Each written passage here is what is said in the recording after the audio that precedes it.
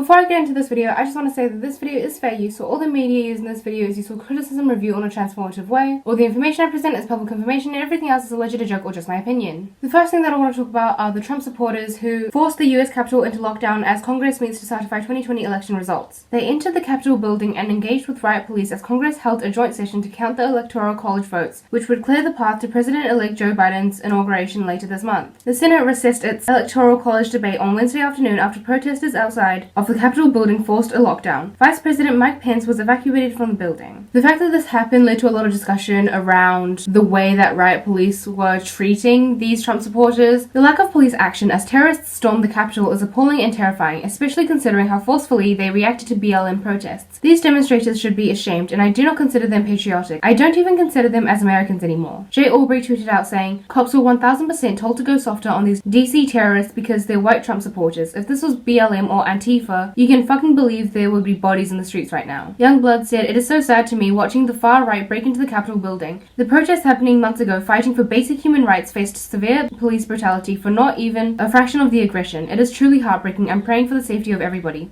Pineley said, "Americans genuinely fucking believe they live in a movie or something. You can just imagine these guys breaking in thinking to themselves, wow, we're really fucking cool." Karamo from Queer Eye also posted a video on Instagram saying, "I am so upset and exhausted right now at the news consistently referring to this mob at the Capitol as protesters for Trump, supporters of Trump. These are domestic terrorists, and we need to call them as such. They are armed, they are dangerous, they are trying to take over the Capitol while a sitting vice president is in there trying to take over Congress. This is domestic terrorist acts, and we need to call it as such. If these individuals were Middle Eastern, Muslim, Black, we would not be referring to them as protesters, supporters. They would be terrorists. And we need to make sure, just because these individuals are majority white, that we're not reframing this in something different. Because I'm exhausted with every time a white male makes a domestic terrorist act that the news and the police treat them differently. And this is the same thing we're seeing here. None of us as Americans should be applauding this or be okay with what we're seeing. This is a domestic terrorist act, and we need to call it and treat it as such." It was then later confirmed by the Capitol Police on Thursday night that Officer Brian Sicknitt died as a result of injuries sustained on duty, bringing the total number of deaths up to 5 people. Metropolitan Police Department Chief Robert Conti also confirmed that 3 others died due to separate medical emergencies as the Capitol was stormed. And following this domestic terrorist attack, smaller pro-Trump crowds gathered at state houses across the country, including those in Kansas, Ohio, Minnesota, and California. In Atlanta, senior staffers at Georgia Capitol were evacuated as a precautionary measure as militia members gathered outside the building. Most of the situations were dispersed by late on Wednesday afternoon. In other Trump-related news, Twitter permanently bans Donald Trump from its platform, citing risk of further incitement of violence. They said, "Our public interest framework exists to enable the public to hear from elected officials and world leaders directly. It is built on a principle that the people have a right to hold power to account in the open. However, we made it clear going back years that these accounts are not above our rules and cannot use Twitter to incite violence. We will continue to be transparent around our policies and their enforcement."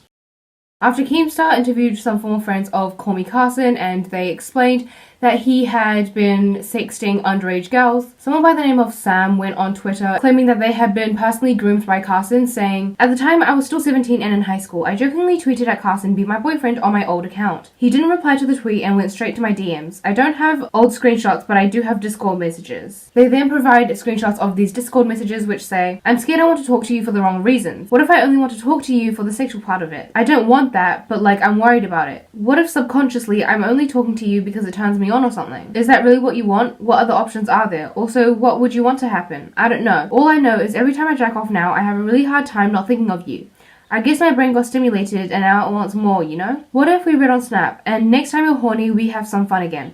I just don't want that to be the only thing we do, you know? Yeah, but fuck Sam, you're hard to resist. So are you. I feel like this is all my fault. Damn. If anything, it's my fault because I can't control myself. I want to, but it's a bad idea. I'm not gonna lie, I'm scared getting your hopes up or something. I'm willing to try, but it's just such a bad idea, but so is sexting you. We should add back on Snap. What do you think? Sounds good to me, but like I said, I don't want it to be just sexual, you know? I wouldn't mind calling and watching shit together or play something, you feel? Yeah, just hit me up next time you're horny. I'll leave it up to you for when we do sexual stuff. PAX is fun. I wanted to go, but completely forgot to get tickets. Next year, I think I'm going with my friend. Bro, we could have gone on a date. When do you turn 18?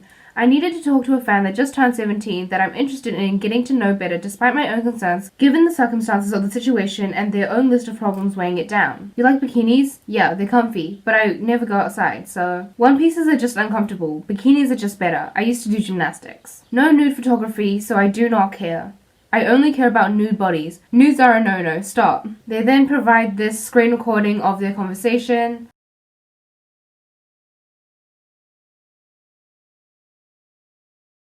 as well as a video of them scrolling through the conversation on a different device.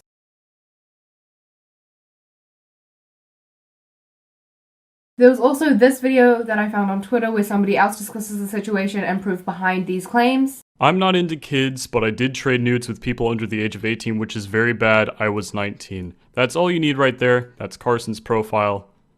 There you go. There's all the stuff for that. And then, if you go down to the very bottom, grooming pedophilia Carson situation, this tweet, he says, "This shit is absolutely disgusting. I figure you guys will be seeing this sooner or later, but yeah, absolutely gross messages confirming that this is true."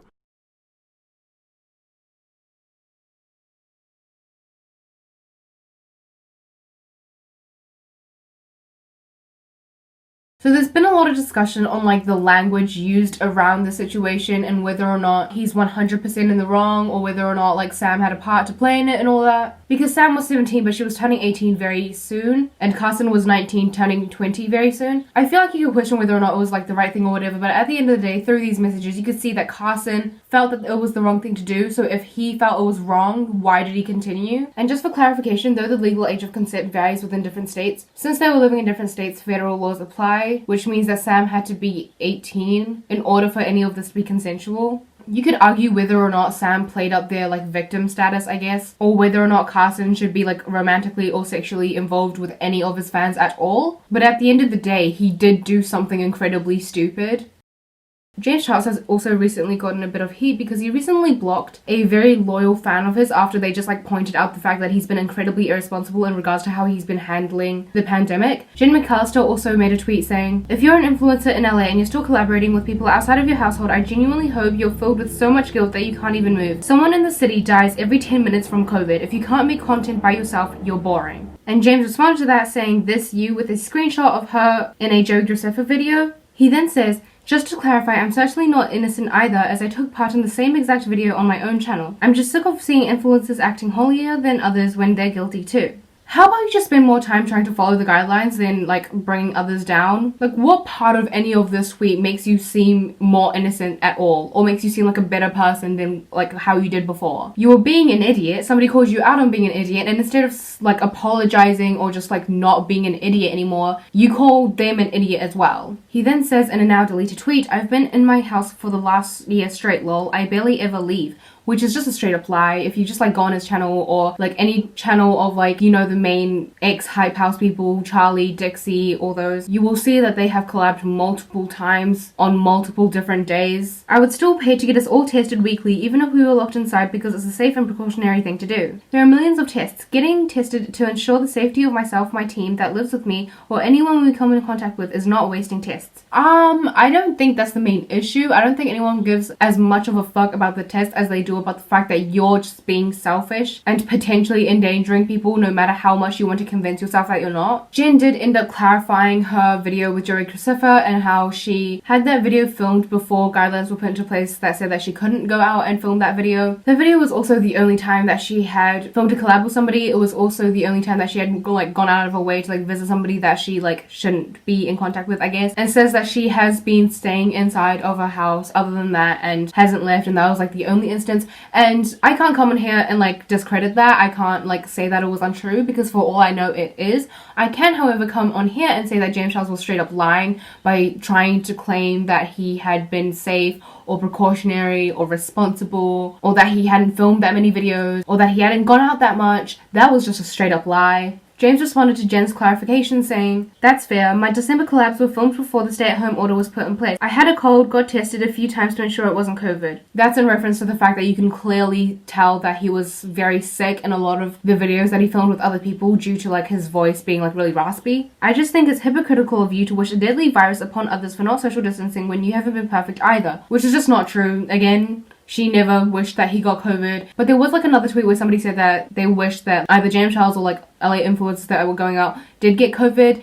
And people are suspecting that he meant to respond to that one, like half respond to that one, but kind of got them mixed up because he's like panicking, that people are criticizing him for being an asshole. But like again, why can't you just be responsible? Why do you have to go on Twitter and be like, oh my god, no, but like you did this, so like you're just as bad? That means I could just continue doing what I've been doing. Just shut up and like stay at home. It's really not that hard. I never understand like how millionaires can't just stay at home. Like you have a big ass house, you have things to do in that house. You at the very least can pay for Netflix and just watch that. Like you could do so many things that you probably do in your ordinary life anyway, and you just like choose not to. And then he said like, regardless, I love you and I don't want to fight. Like then why did you be petty? Like you did want to fight. If you did want to fight and then realize that you couldn't win the fight, just say that. Or at the very least just recognize that you couldn't win the fight because you're in the wrong, and then just like start altering your behavior in order to win the fight by staying at home and protecting people.